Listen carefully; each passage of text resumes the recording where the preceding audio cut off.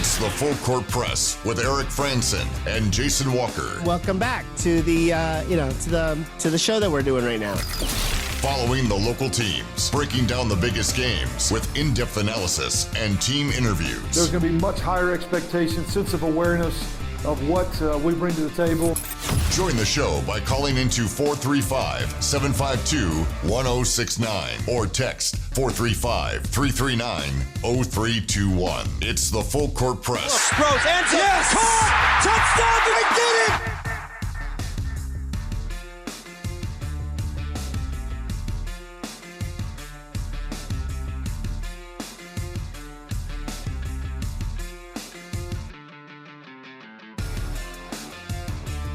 Hello, everyone. Welcome to the Full Court Press. Jason Walker with you here. Eric Franson will be along shortly. I don't know shortly. He's off gathering some player interviews. We often have this. Those of you who listen to Al Lewis's pregame, they often do a kind of Meet the Aggies. I don't know. I can't remember exactly what he calls it, but Meet the Aggies. Short little interviews. Quick interviews. Ask him. I don't know. Somewhat frivolous questions just to get to know the Aggies. That's the point. And we obviously have to go collect those, and right during showtime is often when they're available, so we have to work around their schedule, fittingly enough. That's kind of the way it should be. But it does mean that we are going to be missing Eric for a little bit, but not for the entire show. We certainly don't lack for content today. There's plenty to discuss. There's plenty to talk about. Last night's matchup between Utah State and San Diego State, some controversy, a little too much talking about the refs, in my opinion. I didn't feel like they deserved to be as much of a talking point as they were. And, of course, based on my interactions on Twitter, both sides thought that they were rigging the game in favor of the other team. So that was a whole interesting thing. Some interesting technical fouls and ejections. Well, more of the ejections were interesting. The technical fouls were pretty much all deserved so far as I could tell. Then, of course, there's also the Utah Jazz trade deadline. Or not the Utah Jazz trade deadline, but the NBA trade deadline. I think there was something along the order of like 15 deals made on or pretty close to trade deadline day, that being today. The deadline was 1 p.m. our time, 3 p.m. Eastern time. And yeah, there are a lot. Just looking at all the reported trades, I counted 15 of them, although I think a couple of those were from yesterday. For instance, Kevin Durant going to the Suns. That was something we thought might happen in the offseason. Then we suddenly Durant suddenly available after the Kyrie Irving trade. I didn't think anything was going to happen. I thought they'd wait for the offseason. Then the Suns ponied up a lot of picks and a lot of players to get the, I think it was a 13-time All-Star, handful of times scoring champion, and NBA champion. The Jazz also notably making a trade. I was beginning to wonder if they would. My initial reaction to the trade was that the Jazz didn't get enough value, although based on what the market seems to be dictating, the Jazz probably got as much as they were going to be able to get. And even if I don't love it, it's a trade that does serve, an end goal. We also had high school hoops last night. Green Canyon getting its first win of region play. Skyview and Ridgeline also getting wins of their own as they strive to stay atop the standings and set up for another big matchup between them as they'll probably be fighting for the right to the region championship. Well, Ridgeline for a share of it at least. Now that'll be coming up. I don't know if they play this week, Ridgeline and Skyview play this week or next week. That'll be something to keep an eye on as things keep going. And then girls basketball, they play again tonight. Some more big matchups. So we'll get into that. But of course, let's start. We've already got text rolling in. The text chat, if you want to text in, 435-339-0321. You want to give your opinions on what happened. These first couple texts are also about the refs. I tweeted out at halftime about how I thought the refs didn't weren't really having as much of an impact on the game as people were saying they were. And mind you, I thought there were like 4 or 5, not just, eyebrow-raising calls, that those happen every now and again. I thought there were 4 or 5 bad calls against the Aggies. But still, I thought it was all right. I don't think the refs changed the game. It's, sure, some iffy calls, but overall, the Aggies lost the game because they gave up another big run. But let's get to some of these texts. Obviously, you guys wanted to chime in, so I will read these. 9315 says, ref shoving Odom is crazy. That's got to be some sort of fine, suspension. Can you help me understand this? And the problem with my vantage point is I was looking down. Media timeout, I look down, I start typing out what's going on. All of a sudden, I look up, there's whistles. A referee is like pushing Ryan Odom, trying to get him out of there, trying to, the goal of the referee in that situation, when I've gone back and looked at it, the goal was clearly to get Ryan Odom out of there. Was that the right move for the ref? No, and refs initiating physical contact with coaches is a really bad look because it can't be the other way around. And when you have that kind of power dynamic as a referee, you cannot be trying to get physically involved with coaches because then you're inviting it back. And then you end up punishing that coach. Now, granted, Odom thought he very well deserved the technical. I knew he was going to get a technical. He was screaming at the ref, you're going to get a technical. Odom thought he deserved it. I thought he deserved it. That is what it is. And that's where I think the refs probably made the biggest misstep, was in initiating that physical contact. That's one where I say, look, I tend to defend refs a lot. I can't defend that. I can understand what he was doing, but I'm not going to defend that action. So it looked bad. But generally, other than that, I thought the refs did about as good as they could with the crazy situation. They got a game that started descending to out of control, and they got it back on track. It was a physical game. There were a lot of fouls. They called them, but in that moment, there's a potential for that to go bad really quickly. 2 Utah State players got ejected. There were a couple of walk-ons, Connor Odom and Connor Gillis. They were both ejected. And I heard there was a coach. I don't know which coach, but it was just a couple of players, the one coach, and then a major rotation player for San Diego State, Darian Trammell, I can't remember which pronunciation it is. He got ejected, and that's something that a lot of San Diego State fans are really upset about. That's where they thought the game was rigged in Utah State's favor. So like I said, both fan bases thought that the game was rigged against them by the refs. But the explanation that I got, and I actually got a good explanation because where I was sitting, I had a ref came over and we ended up asking him, say, what was the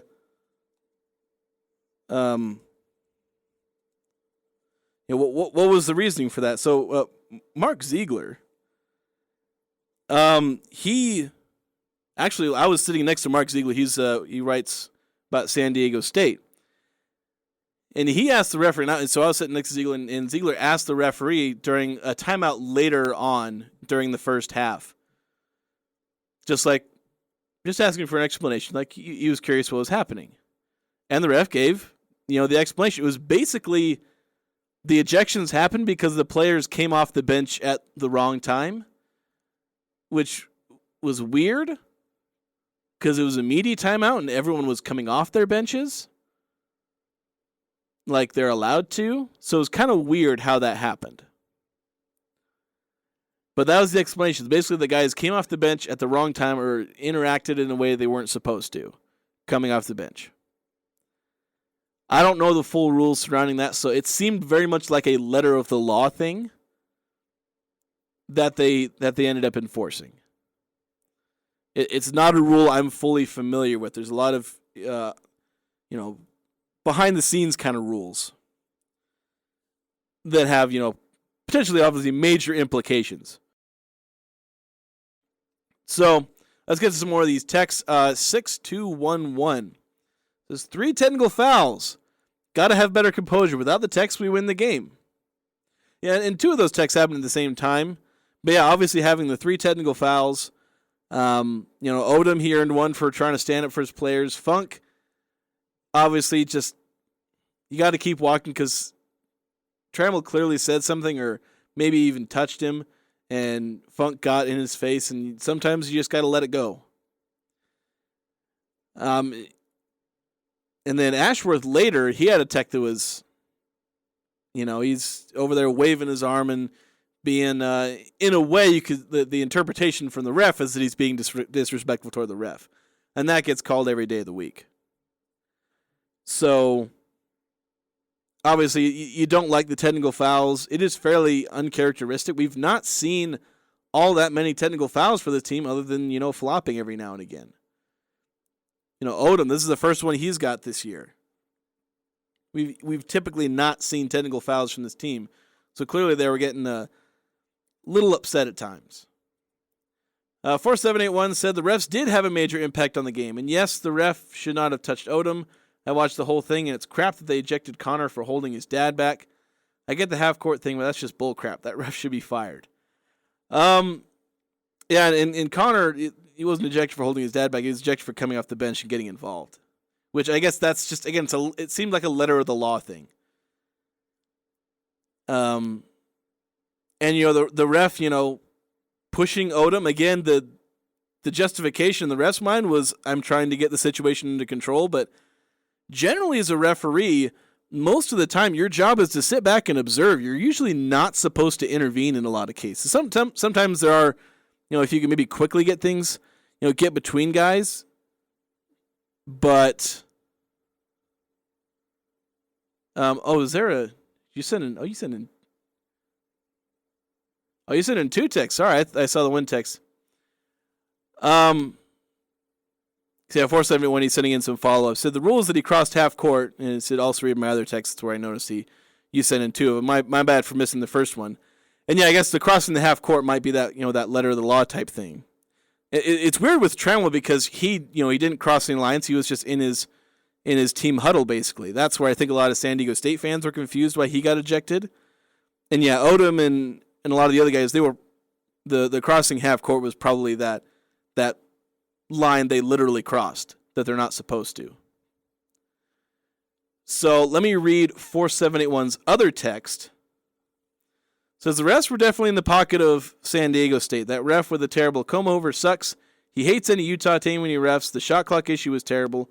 But ultimately, Utah State went so long without a field goal in the first half and couldn't make any buckets down the stretch when it mattered. Odom needs to help Dorius actually become a threat and rebound the freaking ball. Goodness, how many times they get an offensive rebound. Yeah, that's something. There's obviously a lot in there. I wouldn't say the refs were in the pocket of San Diego State. Again, I thought there were some bad calls.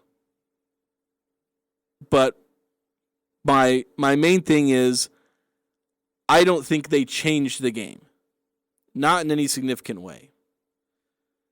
So, and you can argue that some of the calls may have hurt Utah State's momentum. I mean, there were a couple where, a couple of block charge calls that were just really weird. Ashworth getting blocked and then them calling out of bounds in favor of San Diego State. Like I said, there were some real doozies.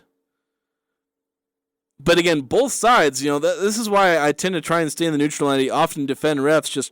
I'm trying to take off the glasses because otherwise I'm seeing fans from both sides saying that the refs were rigging the game for the other team. And so I'm trying to come at it from as neutral perspective as possible. Where I feel like, yes, and I tend to be a little more wired to watch for Utah State, plays where they kind of get, I guess screwed over by referees, for lack of a better term. I'm not always as good at spotting. Sometimes I can, but sometimes I'm not as good at spotting, explicit examples of Utah State benefiting from calls. So I may not have as many, exact instances where San Diego State, you could say they got screwed over. Again, the Trammell ejection was just weird for them. But overall, I feel like the refs are just in the conversation too much because overall they weren't nearly as impactful on the game as the conversation around them would indicate.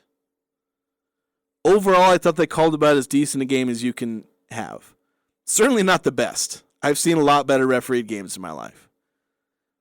But for the game they were presented, some of the drama that happened, some of the, obviously that whole scuffle in the timeout, they handled it about as well as you can, with the one exception. I do need to say how much I need to say that referee was not justified in basically pushing Odom.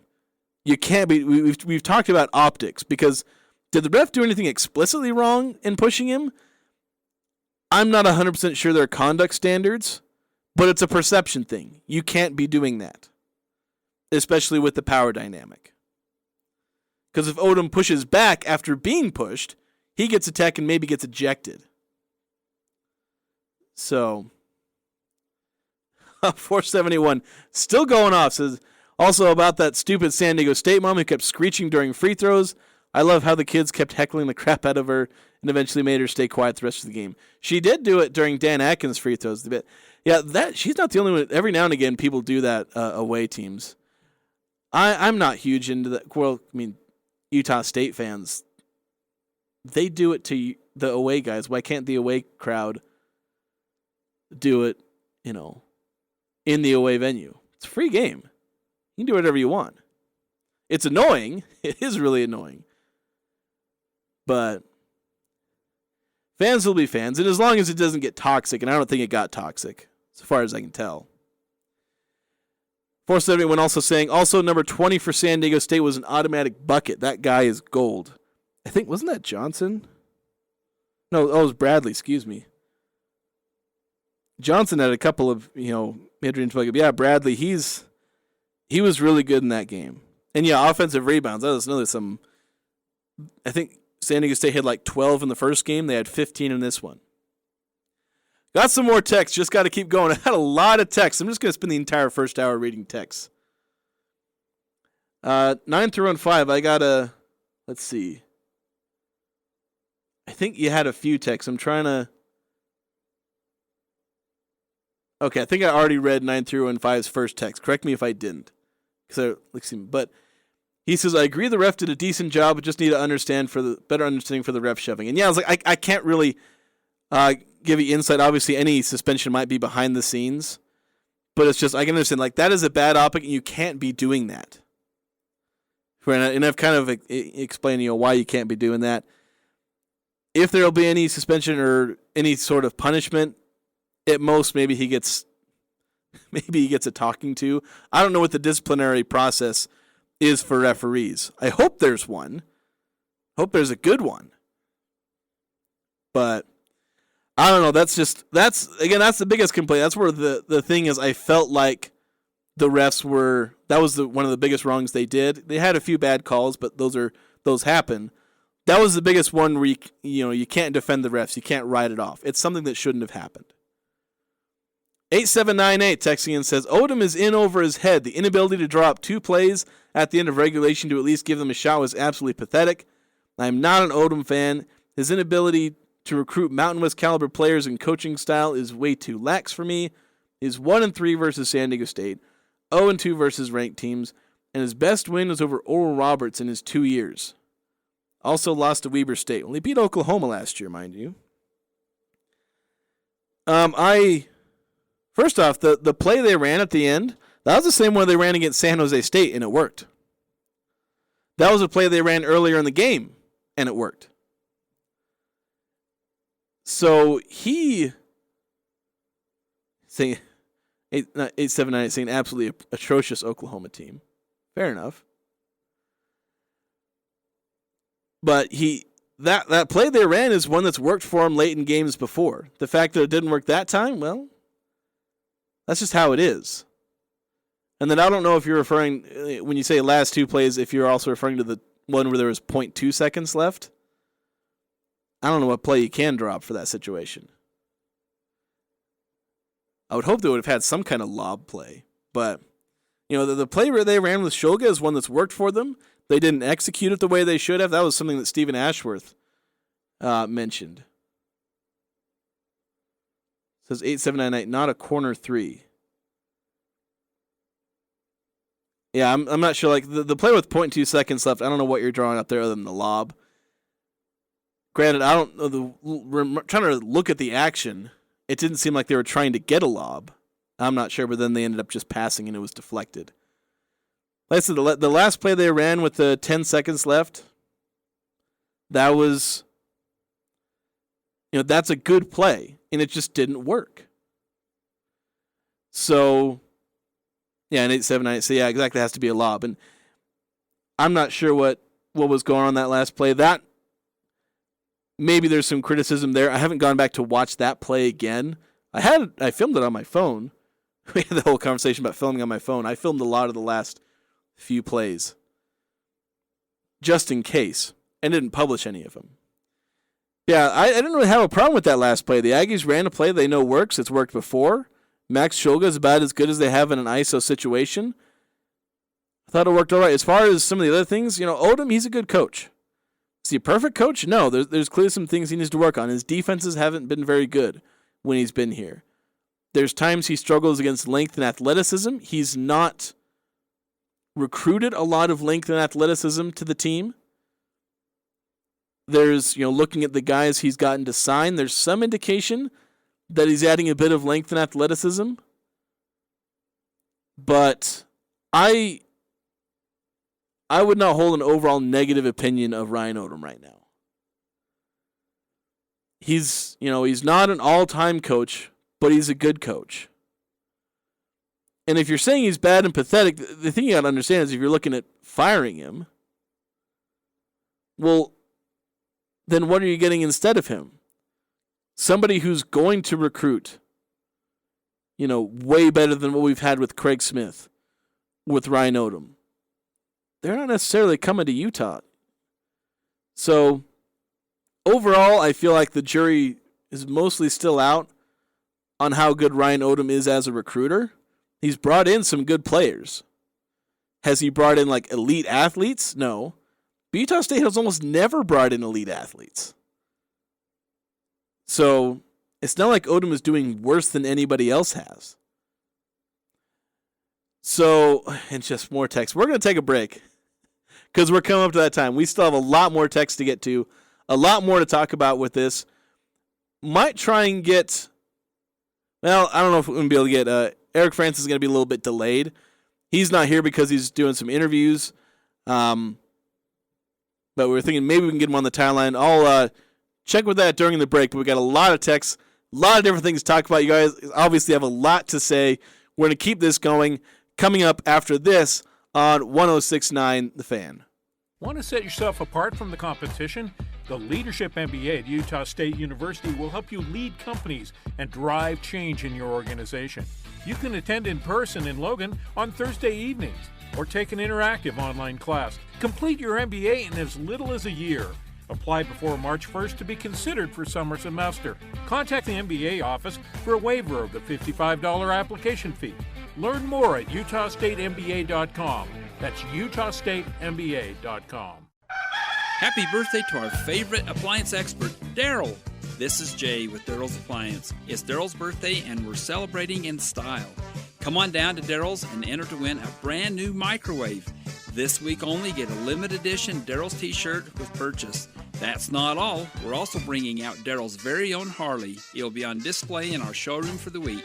Come on down and celebrate with us. Don't miss out on the birthday specials happening now at Daryl's Appliance, west on Airport Road. It's cold outside, but you can keep warm inside with a quality-built, super-efficient York furnace. Count on a furnace from York because it's backed by the strongest warranties available. It's just another way we install confidence. Call Advanced Heating and Air Conditioning, your local York dealer, at 752-7272. Online at advancedheating-ac.com. York, install confidence. We're not comfortable until you are. Advanced Heating and Air. Cache Valley Ear, Nose, and Throat is locally owned and operated inside the beautiful new Three Peaks Medical Plaza in North Logan. Expect the most cutting-edge techniques, qualified doctors, and friendly staff to ensure the highest quality patient care. The ENT providers have extensive training to properly treat ear, nose, and throat conditions for adults and children. Cache Valley Ear, Nose, and Throat serves all of northern Utah and southern Idaho, accepting most insurance products including SelectMed. Go to CacheValleyENT.com for appointments and details. Cache Valley Ear, Nose, and Throat, located in North Logan and Providence. Alpine Home Medical has been around for over 25 years. Can you believe that? Hi, I'm Jay Broadbent. What keeps us coming to work every day? We're passionate about caring for you. From home and bathroom safety to transportation, mobility, recovery, oxygen, sleep, and more, come into any of our 10 locations today and let us take care of you. Alpine Home Medical, we bring wellness home. Visit us at alpinehomemedical.com. Happy Valentine's Day from Birch Creek and Bluebird Candy. Surprise your Valentine with the Birch Creek Couples League Punch Pass and a box of Bluebird chocolates. Birch Creek's Couples League will be starting up this spring, and your Valentine golfer would love a punch pass and box of chocolates. Pro Shop will be open February 14th from 10 to 4. So stop in and get your Valentine Punch Pass to Birch Creek and box of chocolates from the Bluebird. And happy Valentine's Day from your friends at Birch Creek. They never could play it, but they sure can talk about it. Eric Franson and Jason Walker on the Full Court Press.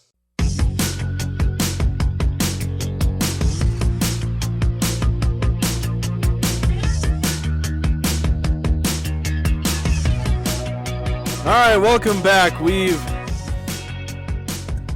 got a lot on the text line.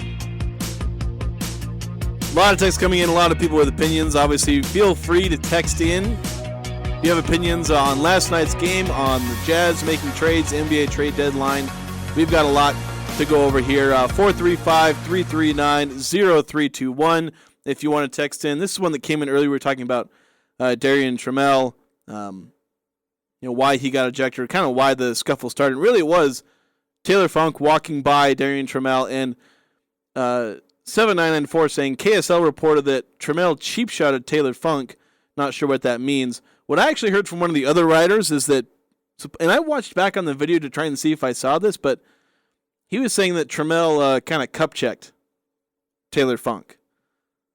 And it's hard to see that on video, but it's possible. And that's something that certainly would rile Taylor Funk up the way he did, where he, right after walking by, he suddenly turned around in a sort of, you know what, kind of moment for him. He wanted to give a nice little earful to Trammell, and that's certainly why Taylor Funk earned his technical.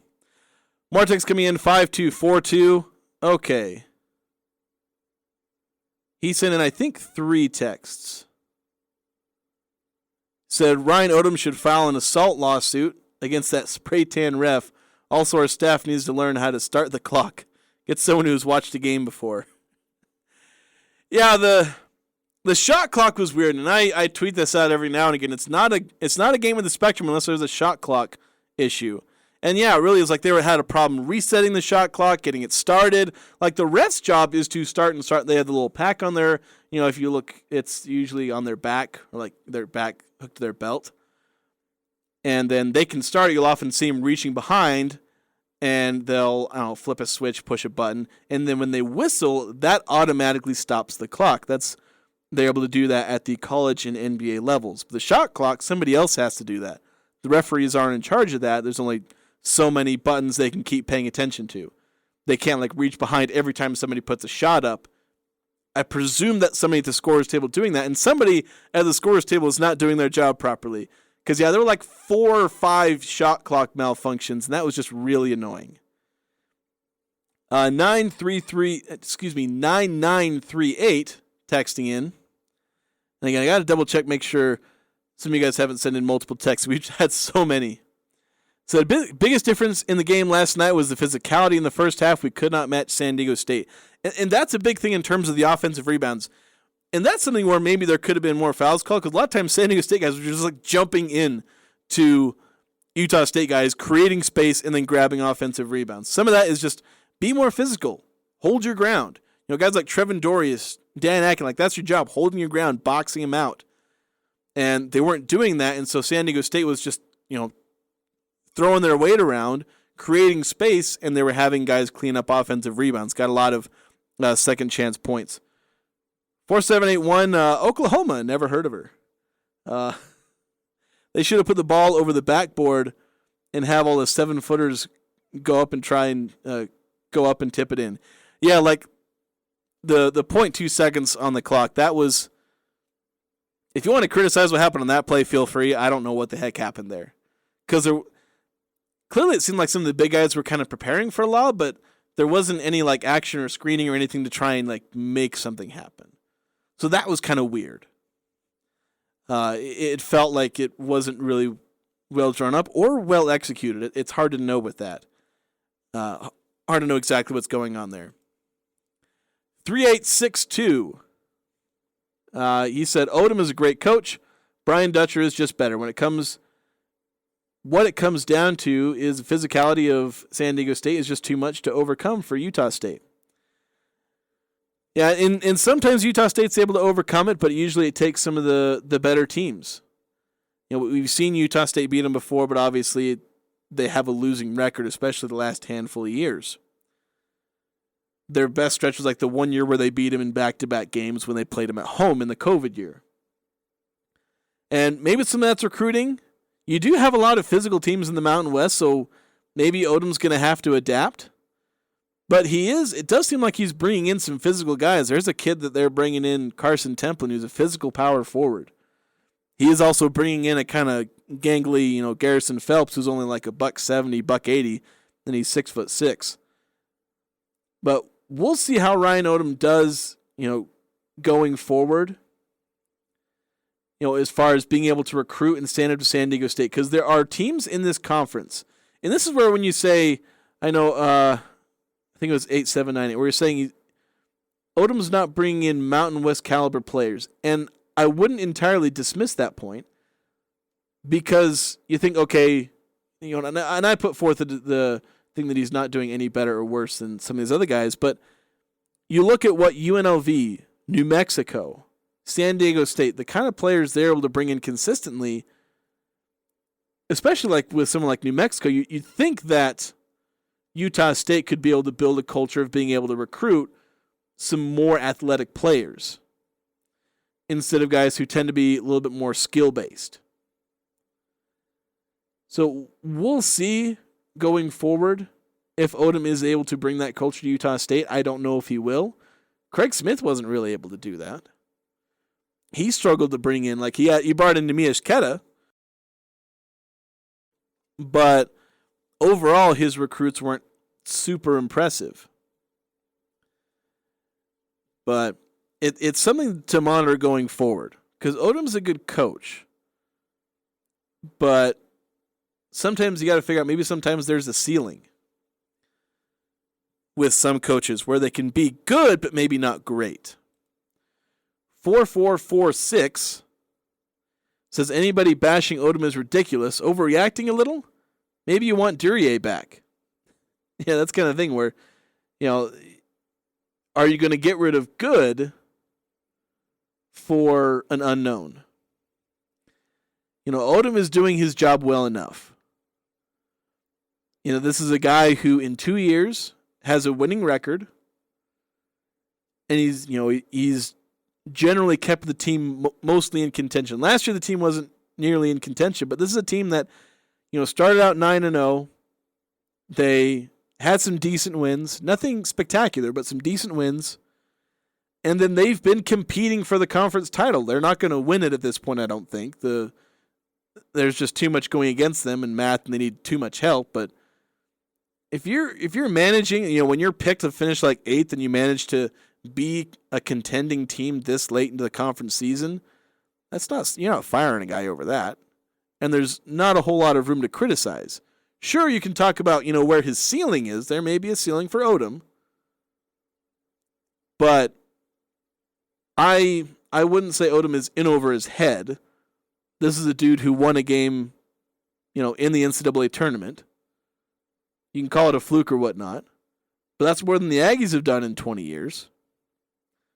So it's not like he doesn't know how to win games or get upsets. He's been there before. Anyway, we're going to take another quick break. We still got more texts. I still haven't gotten through all of them. But we need to take another break. When we come back, we'll continue this discussion, continue reading through texts, talking about the game, talking about kind of the fallout and where we're going from here.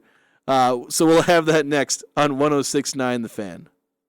Are you ready for Valentine's kisses and wishes? It's time to make your Valentine's Day reservation for the Sweethearts Buffet at the Riverwoods Conference Center on Friday, February 10th. Experience a romantic ambiance with piano music and a kissing booth backdrop for selfies. A delicious selection of entrees that include herb-roasted New York loin and pesto roasted turkey. And it wouldn't be Valentine's without a decadent dessert bar filled with all your favorite dreamy sweets. Now as for the kisses, better make your reservation today. Riverwoods Conference Center. Call 750-5151. Hi, this is James Stevens with White Pine Funeral Services. At White Pine, we value compassion, integrity, and service. We are committed to serving you and treating your family as our family. We will be here when you need us most, to listen, to help, and to provide exactly what your circumstances require. At White Pine, we promise to dedicate our time and attention to you and your family. We invite you to come by and meet us. We're confident you'll feel a difference. It's never too late or too cold to get rid of that old vehicle. Now is the time to earn extra cash by calling DD Auto and Salvage. Let them pay you for that junk vehicle. DD Auto and Salvage makes it so easy and fast to get rid of your junker vehicles by paying you the most money possible. Pickup is available. If you have metal, DD Auto and Salvage in Logan wants to pay you today. Call 787-1204. That's 787-1204 today. See store for details.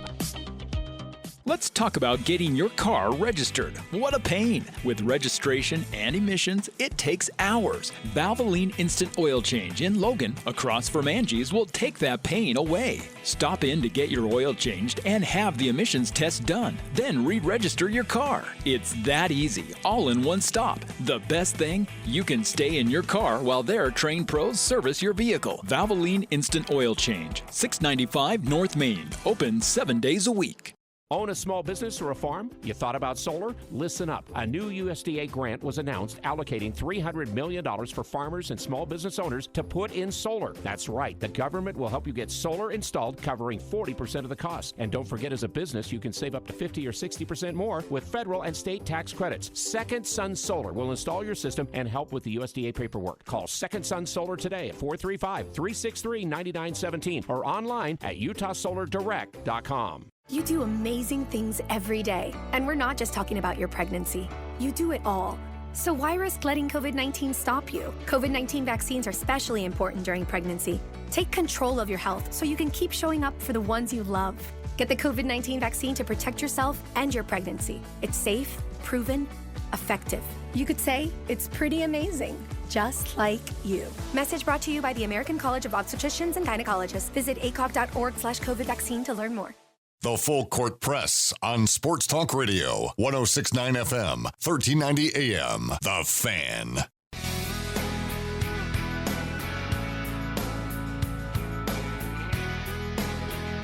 Welcome back. We've had a lengthy discussion, a lot of texts, a lot of people with reactions to the game last night. San Diego State topping Utah State 63-61. You can read about it on Cache Valley Daily, but obviously a lot of you were watching the game and know full well what happened, so you don't necessarily need to read my recap of it.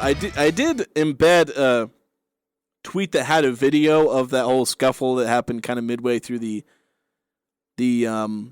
first half. So if you hadn't gone back and rewatched that, you can find that in my article and you can watch that video again, because that's one of the references I used to try and watch what was going on there. You know, a play that resulted in 4 people being ejected, 2 Utah State players, 1 San Diego State player, and 1 Utah State coach. So it's just a interesting thing that went on there, and we've had a whole conversation about the refs. 8968, we're also discussing now Ryan Odom's performance as a coach. We had one text who felt like Ryan Odom is in over his head. I think the general consensus is that Ryan Odom is doing fine, although we recognize that well, at least I'm saying there may be a ceiling there. We'll see. For me, the jury's kind of out on that. I'm waiting to get the full picture Initial returns look solid for Odom. I like a lot that he's doing, but I realize there's room for improvement for this program. But 8968 saying real good players can make a bad coach look great. Let's put it where it's at. The Aggies are very good, but not that great. They're just quite always above average. Yeah, that's usually where they are. Is they're usually above average.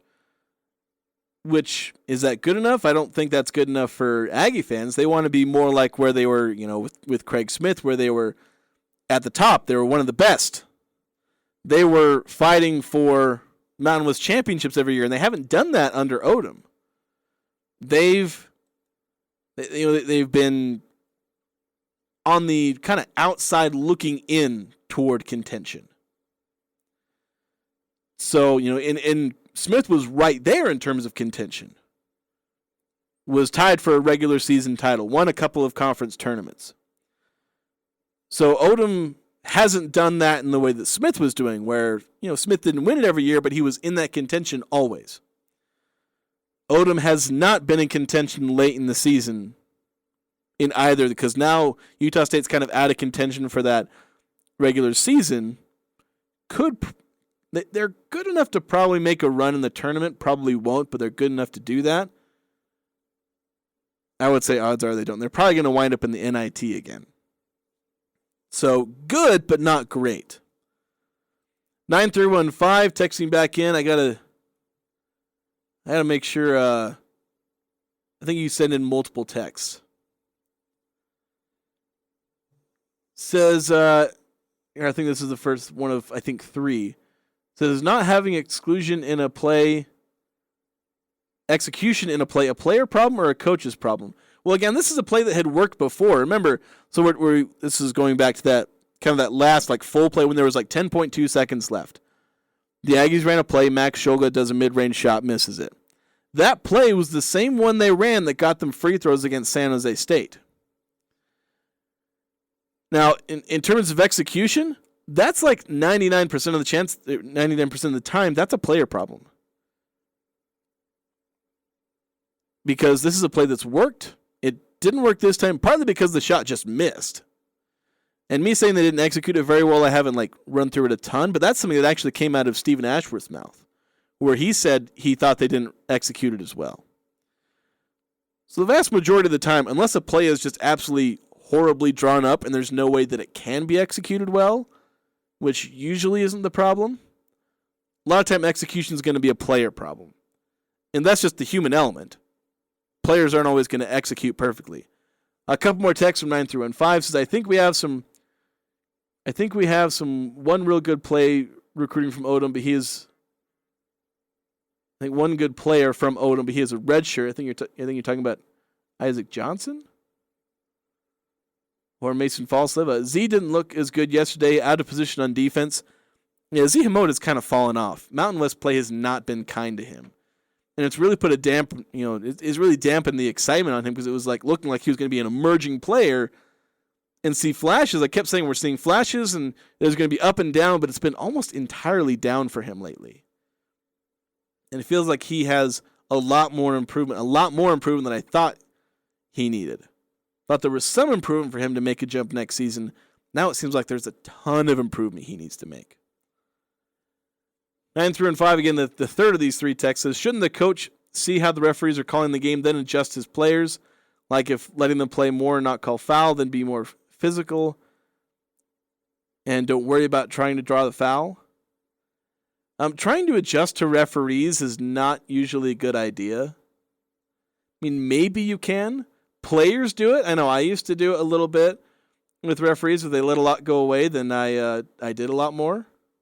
Mind you, I never really played at super high levels. But you try not to adjust to referees too much. If you know a crew plays one way, but again, you can't really change who you are to try and adjust to the referees. 2305, a couple of texts, says, or kind of one text, and he clarified. So the team roster looks more like a Big West roster like we used to have, but you need better athletes at the level that we are at now to be at the top of the Mountain West when it comes to recruiting. You need recruits, plural.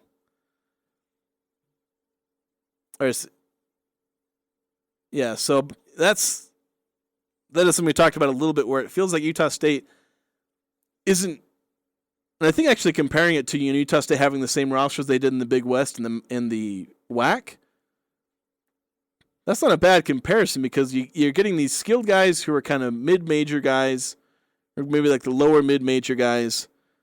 They don't often have the combination of athleticism and skill. They usually have one or the other. And you need to find guys who have a little bit of both. Those are going to be rare, and you're usually only going to have one or two,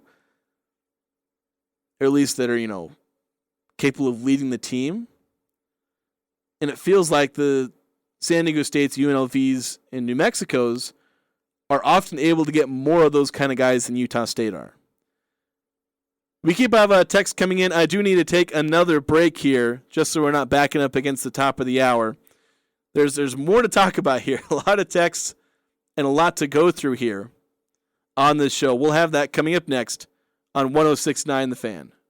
When it comes to home care, it's important to know you have a choice. If you or a loved one is in need of hospice or home health services, remember that Primrose Home Care and Hospice believes in treating the patient as well as the problem. We work directly with you and your doctor to create a health plan that's catered to your needs. Our team is devoted to providing options in the freedom and safety of your own home. Visit us at primrosecare.com or call to schedule a free consultation. Primrose Home Care and Hospice, your local hospice and home health provider since 2006. As a small business, achieving your financial goals and ambitions can be a steep and rocky mountain to climb. This is Brett Green, president of Cache Valley Bank. To conquer this mountain and achieve your goals, it takes planning, hard work, and discipline. At Cache Valley Bank, we have the resources, expertise, and flexibility to help you scale your way to success. Give us a call. Let's work together and climb the mountains that await. Cache Valley Bank, member FDIC. Looking for a stable career with great pay, benefits, and positive work environment? This is Scotty with Homestead Cabinets in Hiram. We produce high-quality, state-of-the-art custom cabinetry and are looking for employees who want to become skilled craftsmen. Work Monday through Friday with weekends off. Wages start at $16 per hour with opportunities for growth as you gain experience. Benefits include daily free breakfast, monthly profit sharing, as well as great health insurance. Homestead is a company that values its employees. They emphasize growth of the individual as well as the company. Go to homesteadcabinet.net and apply today. This Valentine's Day, give a piece of jewelry from S.E. Needham Jewelers. Save time and money by taking advantage of our Valentine's Day special. With the purchase of any jewelry valued at $149 or more, you'll receive dinner for two, chocolates and flowers. You can have Valentine's Day covered in one stop. Choose from a large selection of diamonds, pearls, gold, and silver jewelry. Also, your jewelry will come in our signature gift box. Open Monday through Saturday, 10 to 7. S.E. Needham Jewelers, middle of the block at the sign of the clock.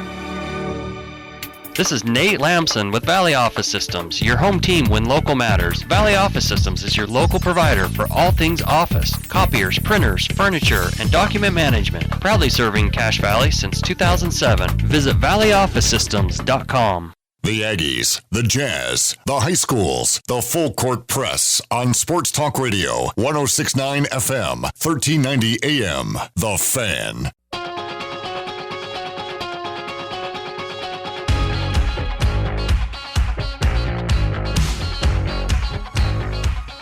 I was going to jump in like right as the bump music started playing, but then it was like, it was a song I kind of liked, so I had to listen to it for a few seconds and then jump in. Well, welcome back to the final segment of this first hour. I've been texting back and forth with Eric Franson, and he's having an adventure trying to get those interviews done, because once he gets those interviews done, he can come back and join us. We'll see.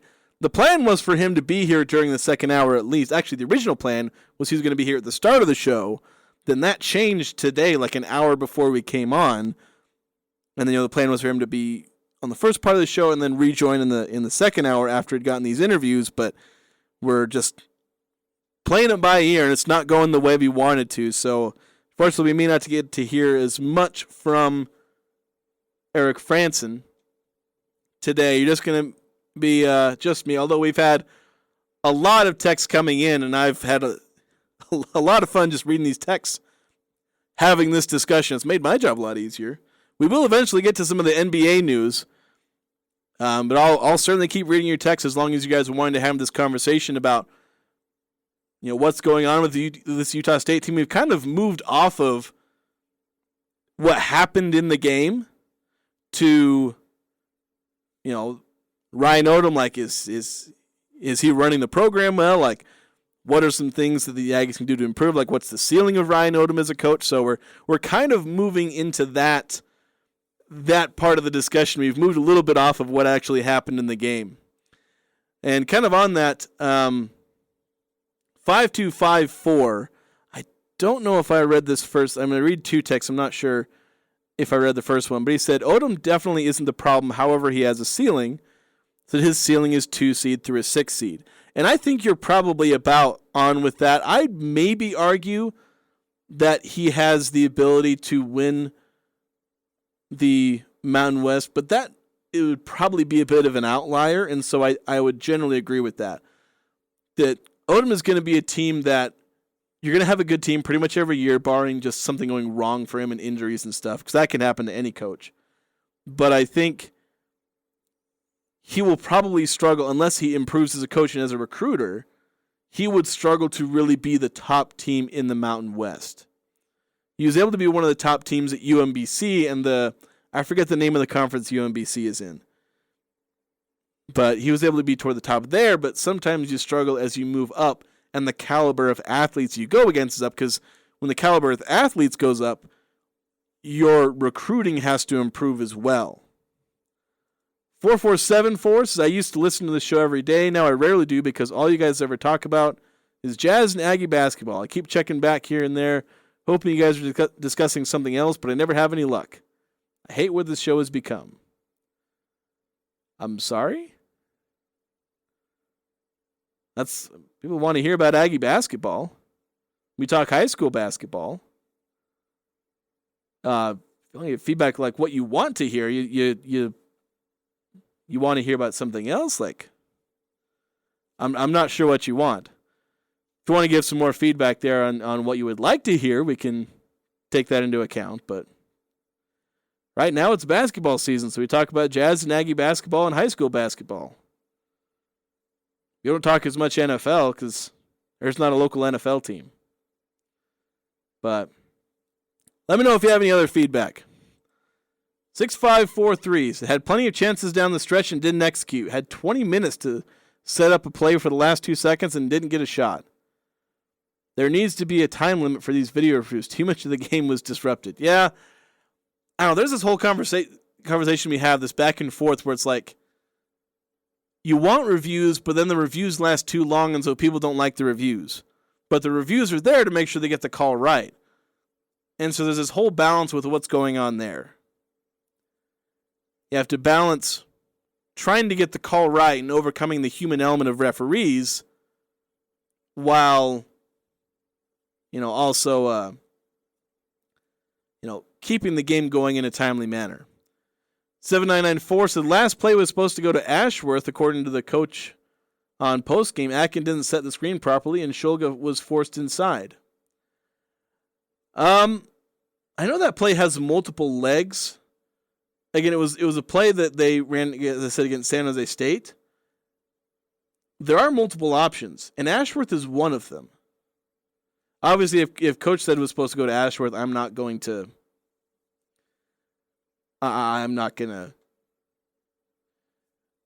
disagree. I'm not going to go over Coach, but I know it's one where Shulga, did go get something, and Ashworth after the game said they were confident in Shulga taking that, but Ashworth also did say that there were kind of multiple options in that play. For instance, you could find Taylor Funk. Ashworth is an option because he is getting a pin down screen. Yeah, but the shot wasn't the greatest because it was a mid-range shot, whereas in San Jose State he drew a foul. He blew by his man and drew a foul. I didn't really have any problem with the play. There is perhaps some execution. 794, he added another text that actually enjoy the show and wish I could listen more. I like the Aggie and Jazz talk. High school coverage is great. I like the text and the open conversation. Keep it up. Thank you for the encouragement. I know 4474, I guess we just haven't catered to his taste, which I guess we can't do that for everyone. That's why I'd like some feedback. If he wants to text in and say, like, what he wants us to talk about, we can try and take that into consideration. 8968, we're going to try and get a couple of these texts before the top of the hour. I've almost gotten through everyone's texts. 8968 says, when you think about it seriously, most of Stu Morrill's teams would not compete in this conference. There's certainly an argument to be made there. And Stu Morrill struggled when he came into the conference. That is a legitimate contention. But granted, Stu Morrill in the Mountain West might have been able to adjust his recruiting, like if he'd started in the Mountain West. So there's a whole conversation you can have about whether Stu Morrill would have really succeeded if he'd coached his prime years in the Mountain West. 9-5 says, why only one dunk in last night's game, if I'm correct? That's Trevin's strong suit on the lob pass. They had several dunks, actually. P.S. Tell that BYU fan to go back south. The show is awesome every day. Thank you so much. There were several dunks. Trevin had a couple at least, I think. Dan Atkin had, I think he had one. He might have gotten fouled before he finished the dunk. But physicality, San Diego State's physicality made it harder for Utah State to finish at the rim. But that's it for the first hour. Thank you so much for the text. We'll continue this show into the next hour. Talk to you then. I'm Dan Patrick, and this is Above the Noise. After Kyrie Irving was traded to the Mavericks, the entire NBA seemed to be focused on the future of Kevin Durant. But after a week of trade rumors and speculation, the superstar was officially dealt to the Suns last night. Durant wasn't cheap. The Suns coughed up 4 future first-round picks, as well as an elite defender in Mikal Bridges. But although the price may seem hefty for the 34-year-old, the Suns are in a win-now mode. DeAndre Ayton's future with the team has remained in question after attempting to leave in free agency. And the team is relying heavily on Chris Paul. Durant will help Phoenix capitalize on that window. Katie is all business, certainly when it comes to basketball. Durant can still score with the best of them. In a competitive Western Conference, we can't be certain how the new-look Suns will fare, but with the big 3 now in place, there could be a new favorite to come out of the Western Conference. I'm Dan Patrick, and this is Above the Noise.